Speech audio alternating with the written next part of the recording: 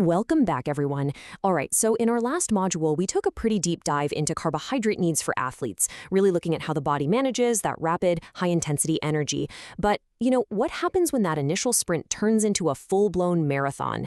How does the body actually sustain itself? And honestly, just as importantly, how does it rebuild once all the hard work is done?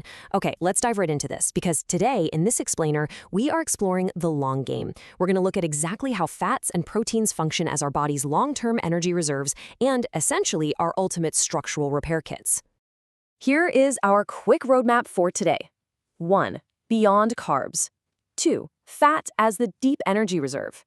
3. Protein as the ultimate repair kit. 4. Hitting your protein targets.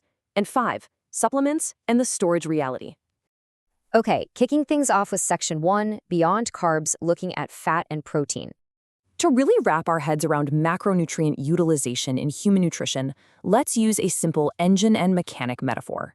If you recall from our last explainer, carbohydrates are basically the nitro boosts in a race car. They provide absolutely incredible fuel for those high-intensity bursts, but the storage capacity in the body is really limited. You just burn through it super quickly. Fat, on the other hand, is your main gas tank. It is a massive, highly dense reserve of long-term energy. And protein? Well, protein isn't really fuel at all. Protein is the mechanic. It's working behind the scenes to fix the engine and literally upgrade the chassis. Let's move into Section 2, Fat, our deep energy reserve. So let's open up that main gas tank. Unlike carbs, the fat stores in our tissue are incredibly extensive, and that makes them the absolute perfect dense energy source for low to moderate intensity activity. So how exactly do our muscle cells get their hands on this energy? Well, there are 4 primary metabolic pathways or sources that supply fatty acids. First up, we have intramuscular triglycerides. These are stored right there inside the muscle fibers, meaning they are immediately available for use. Second, we have plasma-free fatty acids, or FFAs. These travel through the bloodstream, though they're actually present in very low amounts at any given moment. Third is adipose tissue, which is our main body fat store. And fourth, we have plasma triglycerides, carried by chylomicrons and VLDLs. Actually, as a quick note for your exams, keep in mind that these plasma triglycerides provide less than 10% of fat energy during exercise. Now, what's really interesting about this slide is the specific mechanism behind that third source, adipose tissue. Your body can't just burn body fat exactly as it is. Those stored triglycerides have to be mobilized first. Enter hormone-sensitive lipase, or HSL. This is the absolutely crucial enzyme responsible for breaking down those adipose tissue triglycerides into glycerol and free fatty acids. Only after HSL does its job can those fatty acids travel through the blood to the working muscles. It's just a brilliant, highly regulated metabolic mechanism. So, knowing all that, how much fat should an athlete actually consume? To properly support hormone production and vitamin absorption without crowding out those essential carbohydrate stores we talked about, dietary fat should supply between 20 to 35% of total daily energy for most physically active people. And quality matters immensely here, for sure. We really want to prioritize health-promoting fats. I'm talking about the monounsaturated and omega-3 fatty acids, the kind you find in nuts, seeds, avocados, hummus, and peanut butter, while actively minimizing our intake of saturated fats and cholesterol. But we definitely need to address a pretty persistent myth out there in the athletic community: the idea of fat loading. You might hear about endurance athletes adopting diets that are 60% fat, or even higher, basically hoping to become unstoppable fat-burning machines running exclusively on this dense fuel source. And while, yes, some athletes do adapt, the broader scientific consensus just doesn't support this practice for optimal performance. Conversely, dropping your fat intake too low, like under 20%, well, that's not beneficial either, because it severely impairs hormone synthesis and your overall recovery. So balance really is key here. All right, Section 3. Protein, the ultimate repair kit. This perfectly transitions our whole narrative from fuel over to structure. Just look at this distribution.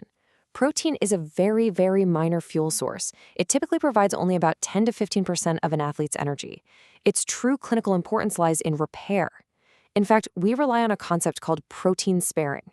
By consuming enough carbohydrates and fats, basically filling up the nitro tank and the main gas tank, your body naturally spares the protein. It saves those valuable amino acids so they can be used for muscle growth and repair, rather than being desperately burned up in the furnace just for baseline energy. And let me tell you, that repair is desperately needed after intense training. Let's talk about delayed onset muscle soreness, or DOMS. We've all been there, right? That heavy feeling a day or two after a massive workout.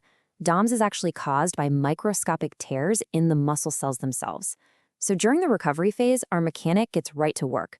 Muscle cells use the available amino acids pooling in your system to meticulously repair these micro tears and synthesize entirely new proteins, ultimately making the muscle stronger and much more resilient than it was before.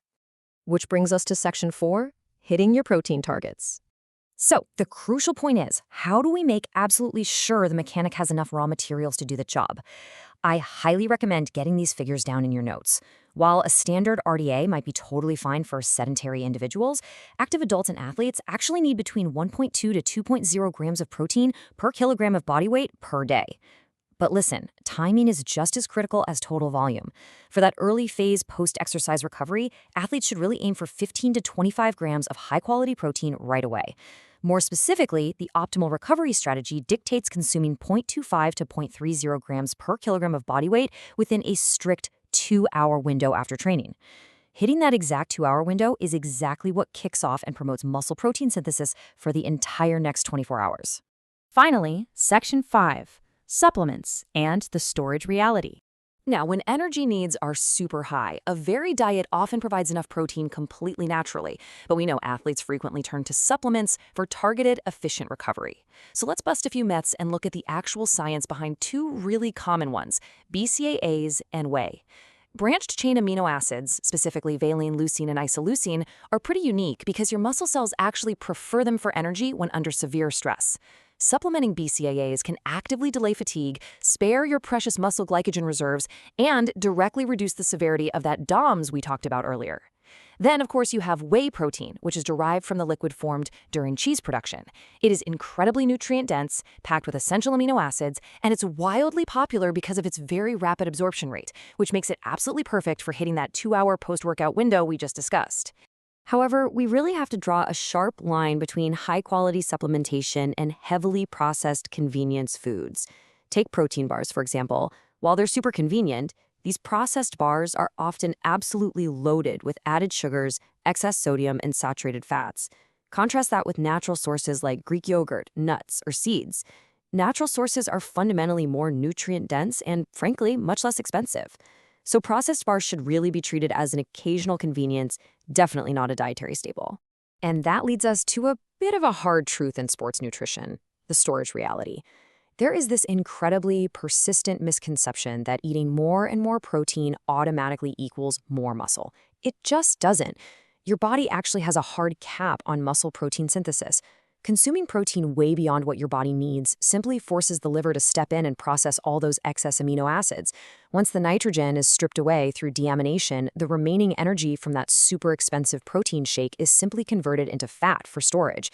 So, more is not always better. Precision is better. So, stepping back, we've now fully mapped out the fuel tanks of carbohydrates and fats and the structural repair mechanisms of protein. But, a massive engine and a highly skilled mechanic are totally useless if the machinery itself can't actually fire. So, what regulates these massive metabolic engines? What are the actual spark plugs that ignite these chemical reactions, allowing us to extract that energy and rebuild our tissue in the first place? Well, that is the exact provocative question we're going to answer in our next module, where we dive headfirst into the fascinating world of micronutrients. I'll see you there.